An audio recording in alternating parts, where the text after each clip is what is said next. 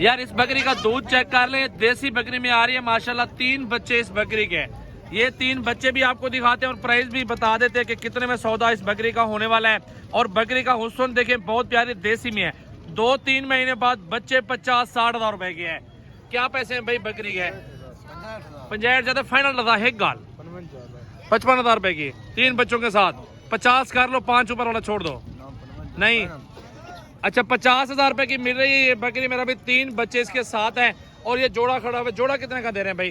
जोड़े का 60 मंगे 60 मंगन को छोड़ फाइनल लसा यार गब्बर फाइनल क्या है था?